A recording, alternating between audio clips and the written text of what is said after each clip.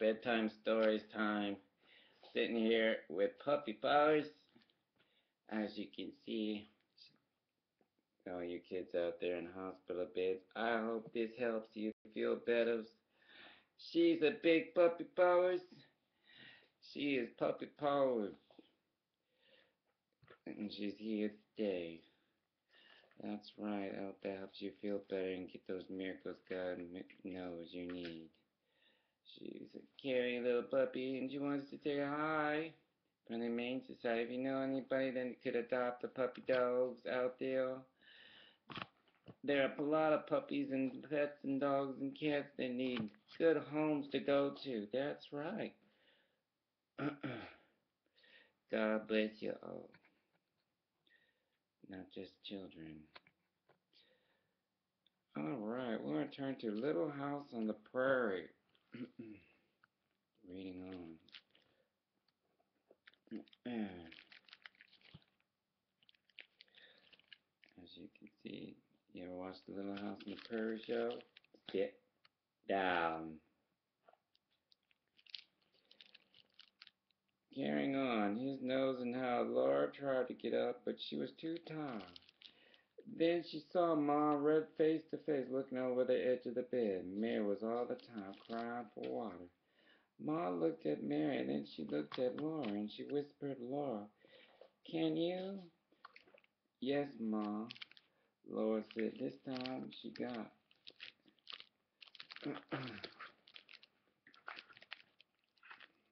The puppy paws. Look at puppy paws. That's right.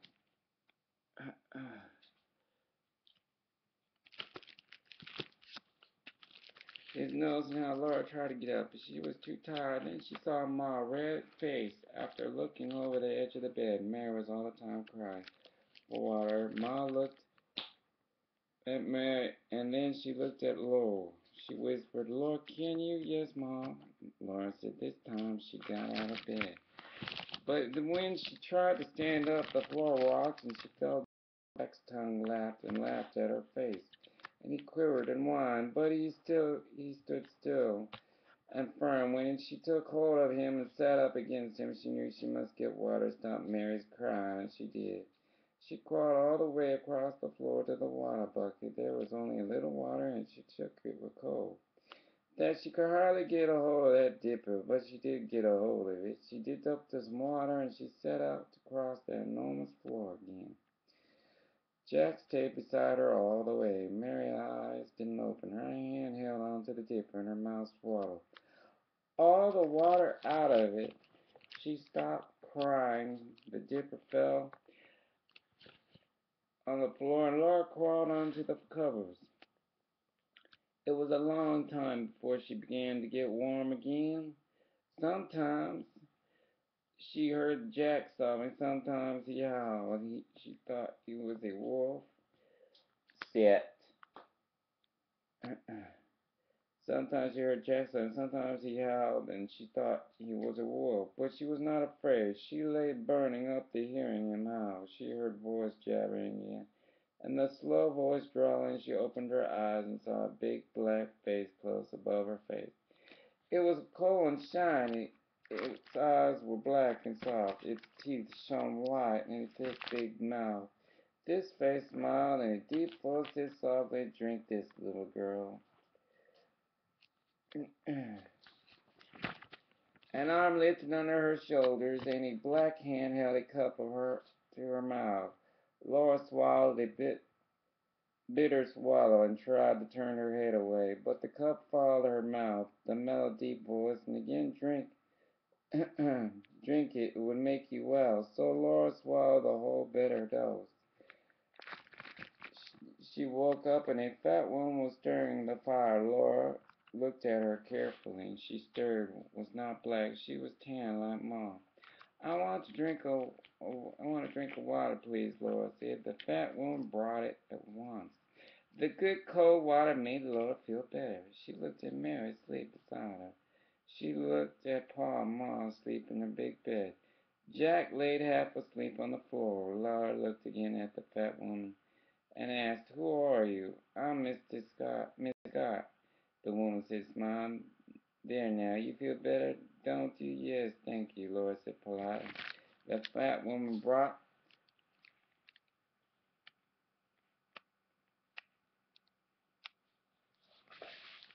it down. Good girl. I want to drink of water, please. Laura said the fat one brought it at once. The good cold water made Laura feel better. She looked at Mary asleep beside her. She looked at Paul, Ma, asleep in the big bed. Jack laid half asleep on the floor. Laura looked again at you. The fat woman asked, "Who are you?" "I'm Miss Scott." The woman said, "Smile there now. You feel better, don't you?" "Yes, thank you," Laura said politely. The fat one brought her a cup of hot prairie chicken broth. You ever had chicken broth, kids? It helps your stomach feel better when you have stomach issues. Trust me, chicken broth, Campbell soup, helps on a bad day with a cold cough. Stomach upset and you're just not doing too well. Drink it all up and nothing else just doesn't seem to stay. Chicken broth helps. Drink it all up like a good child, she said. Laura drank every drop of the good broth. Now go to sleep, said Miss Scott. I'm here to take care of everything till you are all very well. Next morning, Laura felt so much better than that she wanted to get up, but Miss Scott said she must stay in bed until the doctor came. She laid and watched Miss Scott tidy the house and give medicine to Pa and Ma and Mary. Then was Laura's turn. She opened her mouth, and Miss Scott poured a dreadful bitterness out of it. A small folded paper onto the Laura's tongue. Laura drank water and swallowed, and drank again. She could swallow the powder, but she couldn't swallow the bitterness. Then the doctor came, and he was the black man. Laura had never seen a black man before, and she would not take her eyes off Dr. Tan. He was so very black, she would have been afraid of him if she had not liked him so much. He smiled at her, smiled at her so much. With all his white teeth, he talked with Pa and Ma and laughed a rolling, jolly laugh. They all wanted him to stay longer, but he had to hurry away. Miss Scott said that all the settlers up and down the creek had fever and ague. There was not enough well people to take care of the sick, and she had been going from house to house, working night and day. It's a wonder you lived ever thought, she said, all down at once. What might have happened if Dr. Tan had found them? She didn't know. Dr. Tan was a doctor with the Indians. He was on his way north to Independence. Then he came to Ma. Came to Pa's house. It was a strange thing that Jack, who hated the stranger, never let one came near the house until Pa and Ma told him to. He had gone to meet Dr. Tan and begged him to come in. And here you all were more dead than still alive, Miss Scott said. Dr. Tan stayed with them a day and night before Miss Scott came. Now he was doctoring all the sick settlers. Miss Scott said all the sickness came from eating watermelons. She said, I've said 100 times if I had once the watermelons. What's that, Pa exclaimed. Who's got watermelons? Pa explained, who's got watermelons. Miss Scott said that one of the settlers had planted watermelons in the creek bottoms. And every soul who had eaten once of those melons was down sick that very minute. She said she warned them, but no, she said there was no arguing. Arguing with them, they would eat those melons, and now they're paying for it. I haven't tasted a good slice of watermelon.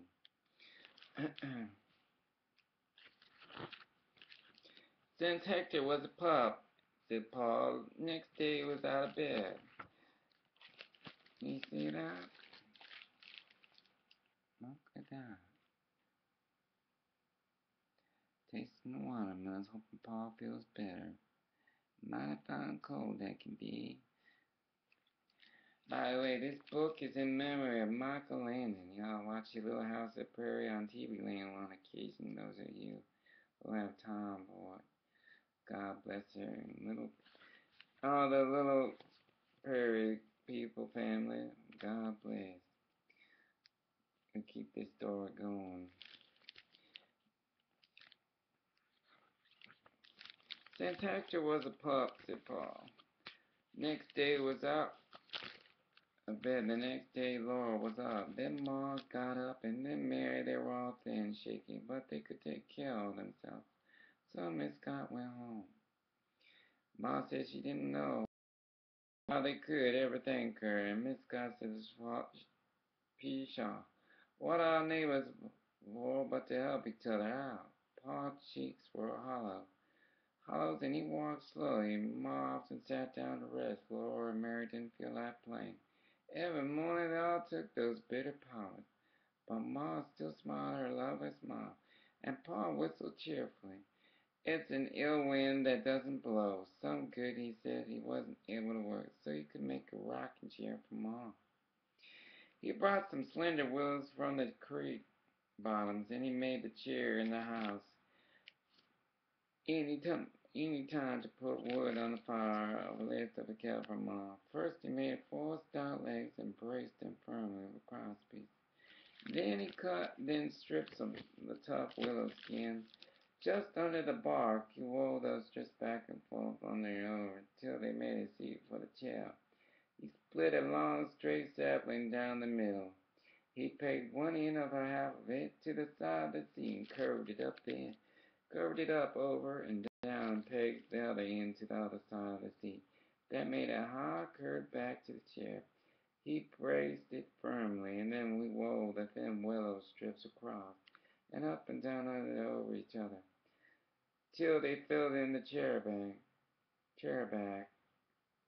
With the other half of the split sapling, Paul made arms for the chair. He curved them from the front of the seat to the chair back, and he filled them in the woven strips. Last of all, he split a large willow, which had grown in the curve. He turned the chair upside down, and he pegged the curved pieces to its legs to make the rockers, and the chair was done.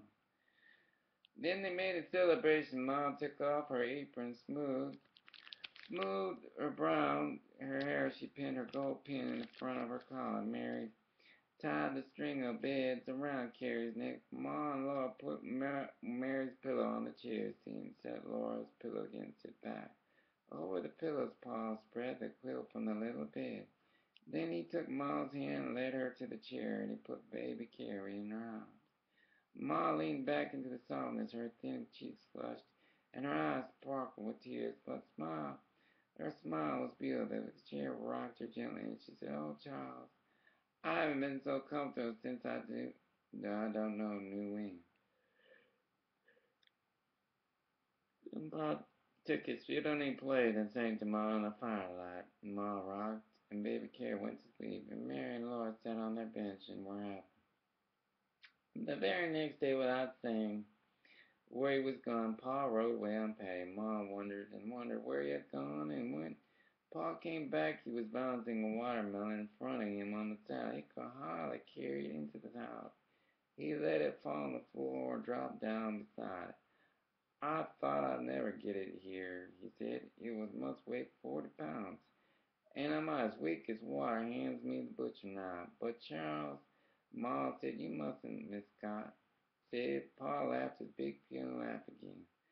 "But that's not reasonable," he said. "This is a good meal. Why should it ever have fever and ague? Everybody knows the fever and ague comes from breathing the night air." "This watermelon grew in the night air?" said Ma. "Nonsense, Pa. Give me the butcher knife. I ate this melon if I knew it would give me chills and fever." You see that? That's what I just read.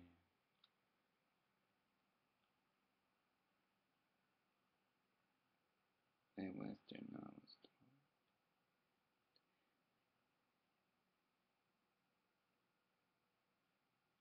Good way to learn English. Your first time learning English. That's right.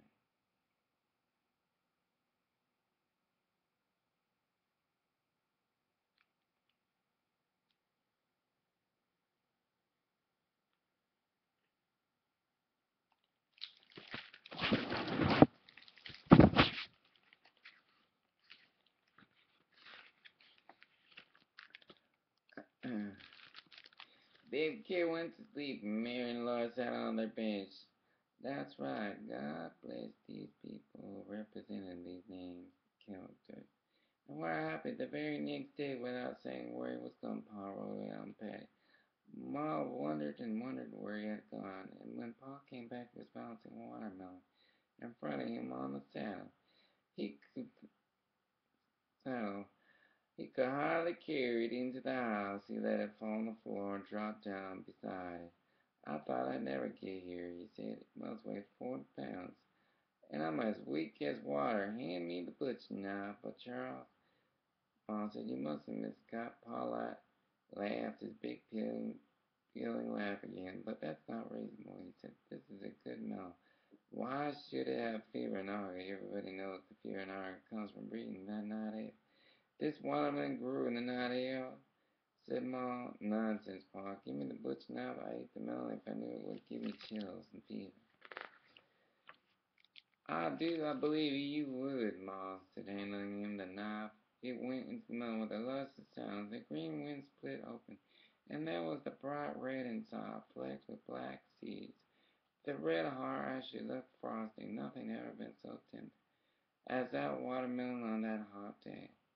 Ma would not taste it. She would not let Laura Mary eat one bite, but Ma ate slice after slice, until at last she sighed and said the cow could have the rest of it.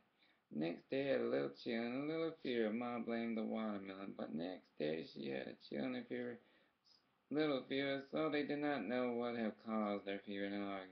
No one knew in those days that fever and ague was malaria, and that some mosquitoes give it to people when they bite them. High in the chimney, the prairie had changed. Now it was a dark yellow, almost brown,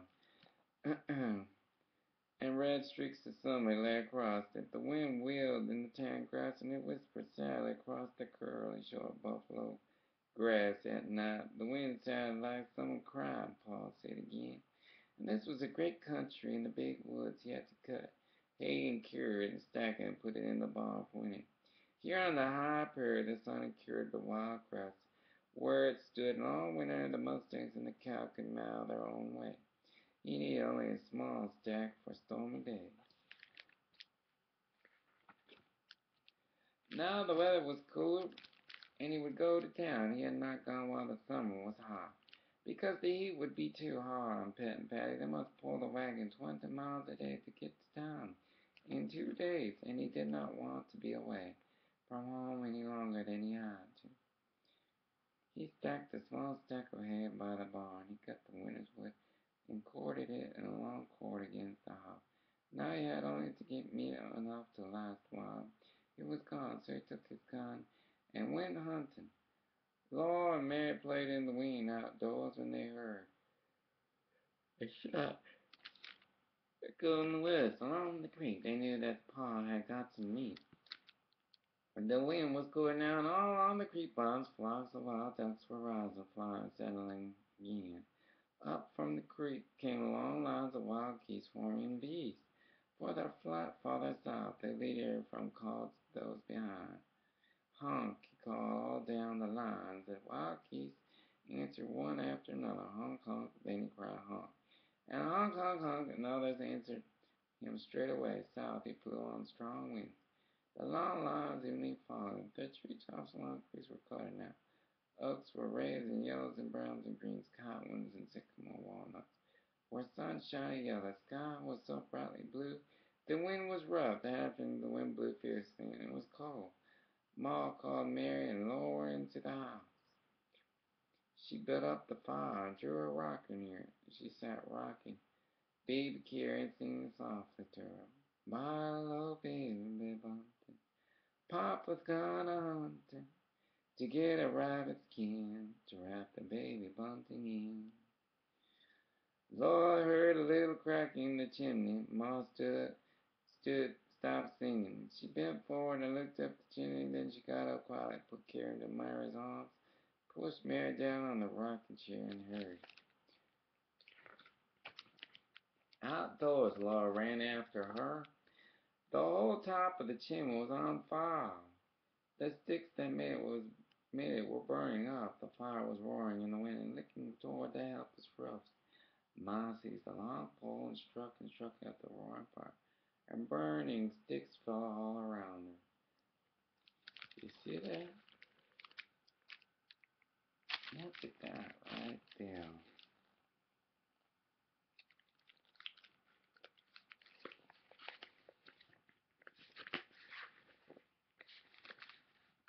You see that? Alright.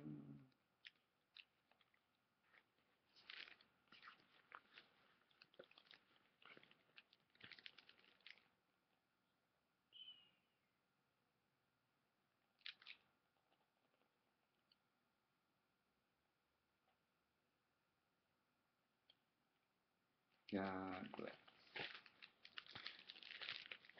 Outdoors, Laura ran after her. The whole top of the chimney was on fire. Ma seized the long pole and struck and roaring fire and burning sticks fell all around. Laura didn't know what to do. She grabbed the pole too, but Ma told her to stay away.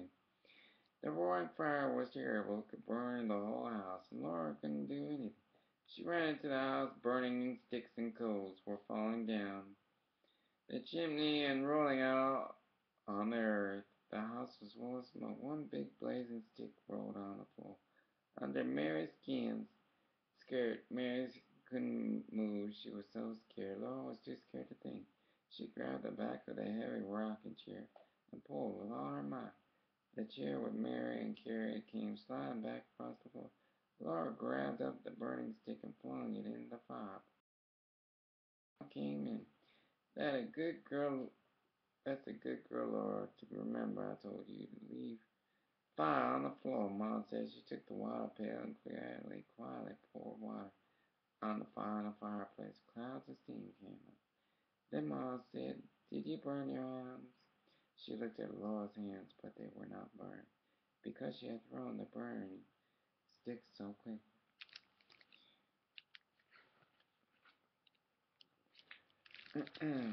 Laura was not really crying. She was too big to cry. Only one tear ran out of each eye and her throat choked up. But that was not crying. She hurt her face again. Mom hung onto her tight. She was so glad the fire had not hurt Mom. "Don't cry, Laura," Mom said, stroking her hair. "Were you afraid?"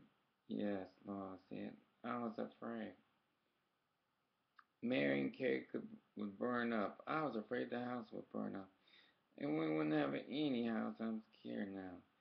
Ma could talk now. She told Ma how Laura pulled the chair away from the fire. Laura was too little, and the chair was so big and so heavy with Mary and Carrie in it that Ma was surprised. She said she didn't know how Laura had done it. "You were a brave girl, Laura," she said, but Laura had really been terribly scared. "And no harm's done," Ma said. "The house didn't burn up. The very skirt didn't catch fire and burn her and Carrie, so everything's all right." When Pa came home, he found the fire out, and the wind was roaring over the low stone top of the chimney. And the house was cold, but Pa said he would build up the chimney with green sticks and fresh clay and plaster so that it would catch fire. He had brought 4 fat ducks, and he said he could have killed hundreds. But 4 were all they needed, Ma said to Ma. He said to Ma, "You save the feathers from the ducks and geese for to eat. I'll shoot a feather bed." He could, of course, have got a deal, but the weather was not yet cold enough to freeze the whole meat keep it from spoiling before they were a flock of wild turkeys roasted. Out Thanksgiving, Christmas turkeys, he said, "Great big fat fellows. I'll get them when the time comes." Pa went whistling to mix mud and cut green sticks and build the chimney up again while Ma cleaned the duck. Then the fire merrily crackled, a fat duck roasted, and the cornbread baked. Everything was snug and cozy again. After supper, Pa said he supposed he'd better start to town early, and the next morning might as well go and get over with, he said. "Yes, Charles, you better go," Ma said. "We could get along all night." "All right, if I didn't," said Pa. "There's no need of running to town all the time for every little thing. I have smoked better tobacco than that stuff Scott raised back in Indiana. But it will do. I'll raise some next summer and pay him back. I wished I had borrowed those nails from Edwards." "You did borrow them, Charles," Ma replied. "And as for the tobacco, you don't like borrowing any more than I do. We need more corn, and I've been sparing with the cornmeal, but it's almost gone. And so is the sugar. You could find a bee tree, but there's no cornmeal tree to be found so far as I know. And we'll raise no corn till next year. Little soft pork would taste good too after all the wild game. Charles, I like to write to the folks in Wisconsin. If you mail a letter now, they can write this winter and then we can hear from the next spring. You're right, Caroline, you are always, Paul said. Then he turned to Mary and Laura and said it was bedtime. It was going to start early in the morning. You better start asleep early tonight. He pulled off his boots while Mary and Laura got into their nightgown. But when they were in bed, he took down his fiddle, softly played, and softly sang. So green grows the laurel, and so does the rue. So for my love, at the parting with you. Ma turned toward him and smiled. Take care of yourself on the trip. Charles, don't worry about us, she told him. We'll all be alright. I'm gonna stop there. I hope you all have a good night, kids. God knows courtesy of Bar Memorial Library, keeping these people employed, and every other library at the bookstores, like the one in Notting Hill in England. I always tell folks, parents, if you can't find a book at a library, chances are you'll find it at barnesandnobles.com. Check out your local bookstore nearest you, keeping them going. Much love, puppy loves. And also remember, kids, when you look upon a star, how I wonder where you are. Night becomes day, dreams are coming true this day. Kill the kills, I never left you. Look around, dear little one, I'm right there beside you. God knows I answer to him, doing the good Lord's work with an angel ring on my head. A guardian of many millions to know, showing love with need of hope. Care kills all around, and love is kind, love is found. Love each other night and day, as your parents hug you as you sleep away. Love each other night and day. Love one another, be kind this day. Remember, sharing is better than not sharing at all. When you're in a mall, if you get lost, go to the front desk and ask for your parents by name. They'll help you find your parents faster. Much love, especially to my son Christopher in Tampa, Florida. Son, you need to be strong. Daddy never left you. I would never do that. I never walk out on anyone I believe in, especially when I see myself in all of them and all of you.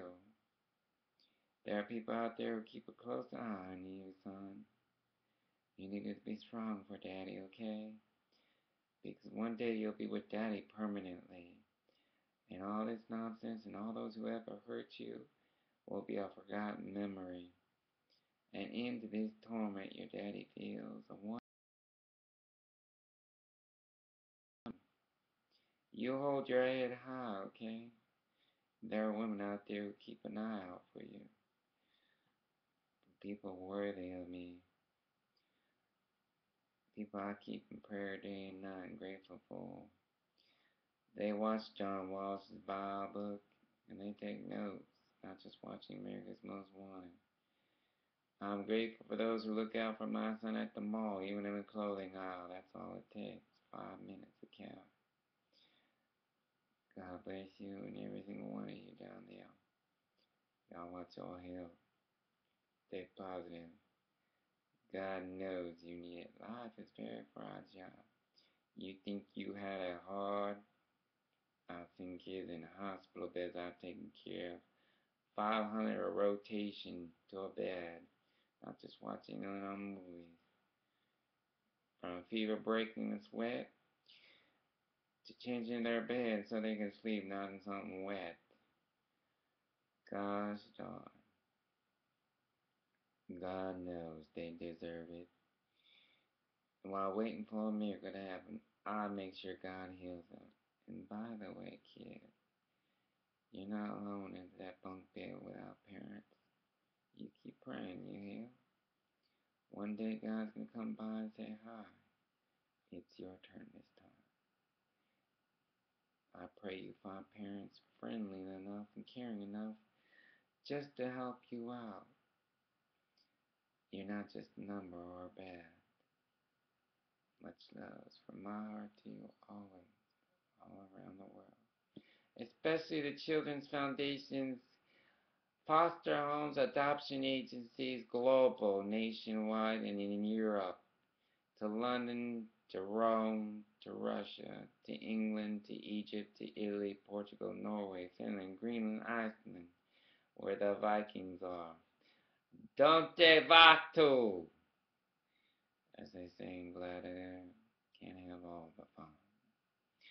For one who sits here before all of you with a crown on his head, obviously born for a reason, obviously ordained by God, who's to say he doesn't know everything? But hey, we'll get through it one way or another. Nobody's perfect.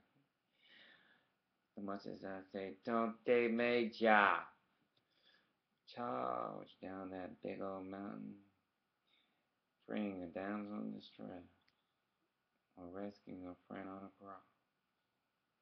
I would bring millions. I'd come in first three, you would know, or sometimes alone. Wars are ended that way, sitting amongst the coffee table. An argument neighbor over lands. How hard can it be, sitting playing chess till someone wins? All's fair. Care Bear cares. If you want something bad, you put your heart and mind in the right place. Here in Elizabethtown, Kentucky, I keep you all in prayer. I'll make sure God heals them.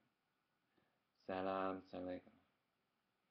And all of you all over the world I touch, I hope, feel not so alone in the world, but at peace. For once in your life, someone cares for you. Especially those that are mind farmers, that you may be growing that crop for centuries. Who's to say a new crop next to it might be in order to keep them crop ratings going? Not just growing wheat amongst wheat. Who's to say Rome can't plant corn or a crop that actually sells? Who's to say Somalia can't reborn and raise the seafood industry once more like the Roman days back in Conquistador era? Since Julius Caesar is in me part of him, and every other Roman that ever walked this earth amongst the gods. Who's to say I don't have ideas that work wonders? People said the same thing with Galileo, and then he built the telescope. People said the same thing of Albert Einstein, criticism beyond reason, thought he was crazy. Same thing with Benjamin Franklin. Then he discovered electric with a key and a kite. It's not till someone builds something, then you actually start believing in him. Why should it go that far? Who wrote the Bible? A Bible. It's not till you look at yourself in the face and then you're in the bathroom and come full circle, then you realize you're not so alone and so old and obsolete as you thought. Home is where the heart is. I pray for better days ahead, kids. I pray for all of you. Keeping Walt Disney employed. I know he's smiling, he knows his face. Sir Walt and everybody else. Not so old farts as they thought, huh? I know how CK feels, Calvin Klein. Golly, he thought he was old too. And he ran into me like the rest of those models. I get around, especially with Cindy Crawford right there staring me down. Not just the bachelorettes on a certain riverbed. Oh, pitter potters. Reminding you all that school is coming amongst the horizon. Y'all better get some sleep while you're still can. Watch your health. Stay tuned. Remember, search bar. has amazing things for education for children. Type it in. You never know what you might bring up. And remember, kids, stop by your local library. Keep them going. Read a book. Enjoy a book club meeting. I have books clubs. The one I just read, Little House on the Prairie, amongst other books, Curious George, with the red dog. Many others that I added to my book club on Facebook and here on my YouTube channel, while representing millions and keeping people employed with kids of their own. God bless you all out there, especially the mom who just came home with 5 of her kids, wondering if she'll ever meet Mr. Right instead of being stood up on a day as beautiful as can be. Who just did the same chore 12 hours ago, hoping to God that one day she'll meet Mr. Right, and it might be her clothes being washed instead of her doing it all by her lonesome. Only you're not alone as you thought. Here I am growing tomatoes in my living room, making sure farmers don't have all the fun, not just on Xbox. Much love to all you World War II veterans, realizing what day yesterday was. God bless you. Every other grandfather out there with grandkids to farmers. Y'all hang in there. God knows you need it. Life's very fragile. Especially you, Munchkin, your little nightgown in that hospital bed. Remember to get some sleep. You're not so alone in the world as you thought. My prayers and heart go to your parents and those who sit next to your bedside day and night. Hoping God gives you a miracle, not just seen in movies like Miracle on 34th Street. 3 months in a wake up, it'll be Christmas soon. Favorite time of year. It's Christmas here all year long with the Christmas lights. Honoring the troops who have yet to come home and didn't even have a Christmas with their families. And all you kids out there, especially those in need of some kind of cheering up. Much love. Amazing grace, how sweet the sound, what saved a wretch like me. I was lost, but now I'm found. What saved a soldier like me. I know that Mayor Louisville knows that song sounds familiar. Things I do keeping the city lit at night. Hoping to help somebody not kill themselves at the end of the night. Walking those streets. That's not over. I'll be back. I'm always around to care. Keeping restaurants open. Even reading a newspaper right in front of your pretty eyes. Oh. Then you wonder what that rascal can be when you're looking for him. Now you know how generals feel. Good thing he's on our side, huh? I blend in like one of them Camille's in Florida. The only thing that pulls me out for curiosity would be a cup of coffee. Or maybe tea. Who knows when Care Bear comes over, it's not for his help. It's to keep you employed. Trust me, I have a lot of ideas.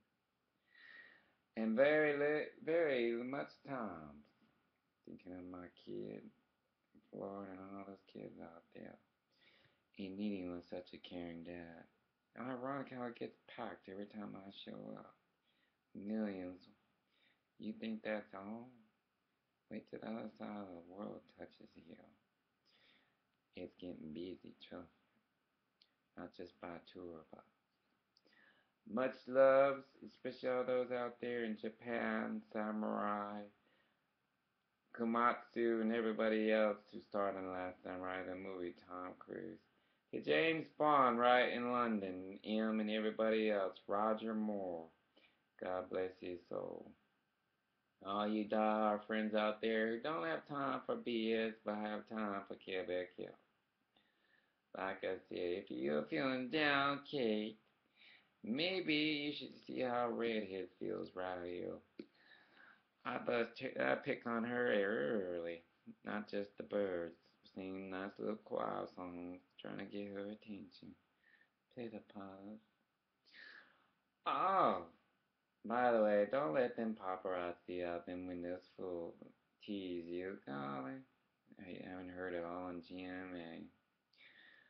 Imagine what James Bond, Indiana Jones Jr. would hear just to rub it in your face. I'd do a little dance on your long dinner table here. That Ice Age the squirrel would be proud of chasing after his nut. That's a long table. Oh, could you pass the salt? My bad while you're sitting there. Oh, looky here, it's a Polaroid. I just wanted to take your photo. Maybe even get you a little autograph since you're doing such a marvelous job for a new mommy, huh? Who's new at all this Princess Diaries job description here? Ah, darn, I thought Eleanor and Royal Family Show was all by herself. Oh.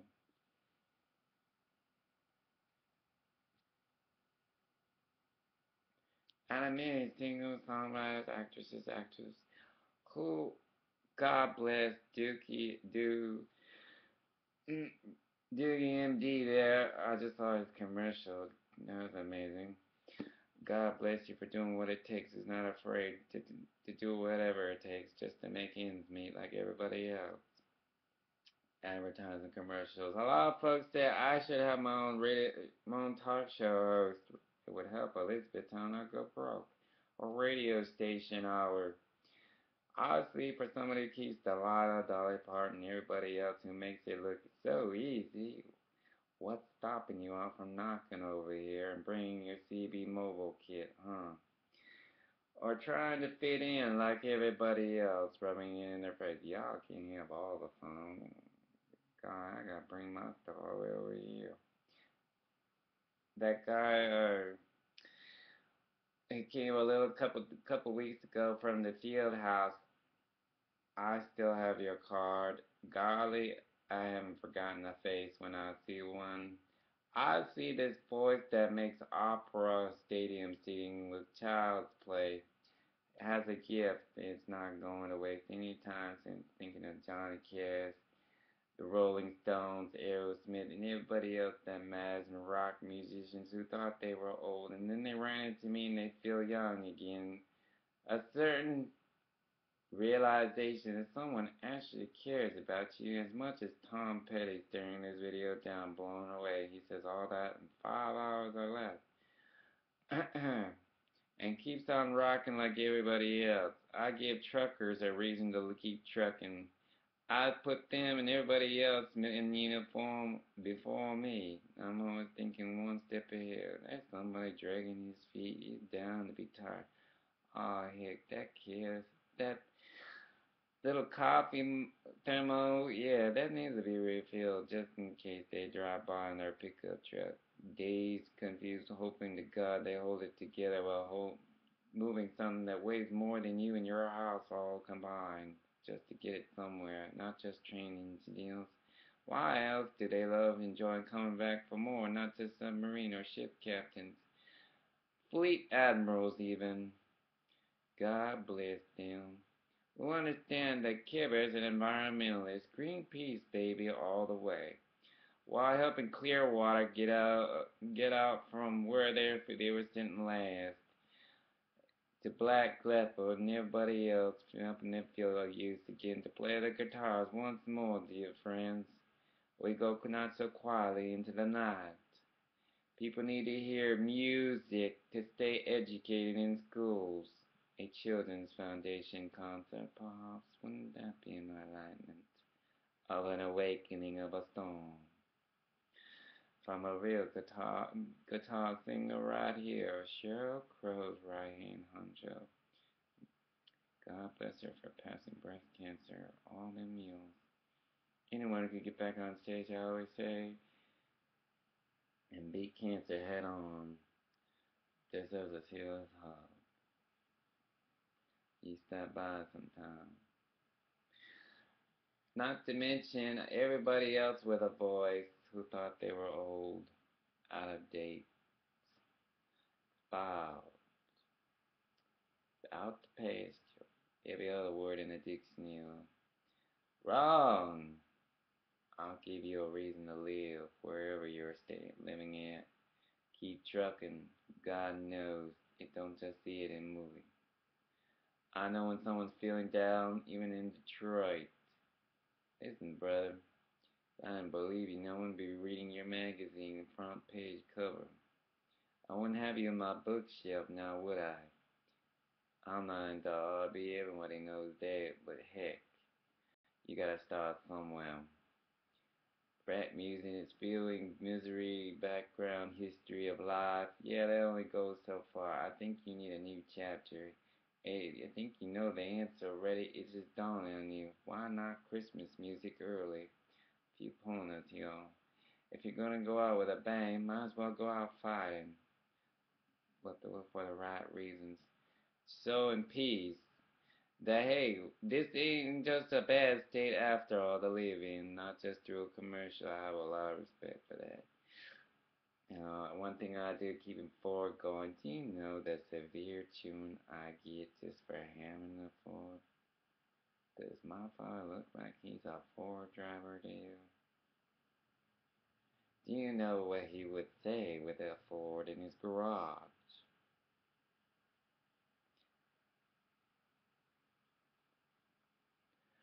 Uh-uh.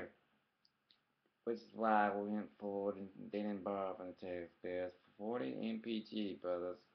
0 to 60 in 4 seconds flat, okay? You're not just watching Indy 500 here.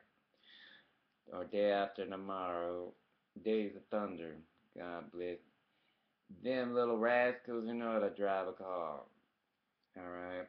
Pushing all them on Call of Duty boys, enhancer characters. God bless that guy and replacement killers too. Every other person that I care about and know when they're around, not just out of an airport airline. Even these little damsels that come by private jet. I know when you're coming out. And I also know that you have a hard time moving that big old plane and knife hanger. Oh wait, I know what hanger it is. Why don't you put some rice over it? It might roast some roots and help you stay here longer. All in 5 seconds, I think it would give Scotty a laugh the likes he never seen on the USS Enterprise, the original show. Who happens to own this on Ring Road, Scotty's Granite Company. Y'all keep him in mind when you need someone to pave your roads, okay? That's Scotty. He owns that property. Family run. It's an investment. He's been owning it for years out of much other things. God bless y'all out there. And everybody else that I care about. Y'all hang in there. Stay positive. At least you know you have a friend right here that cares truly about you.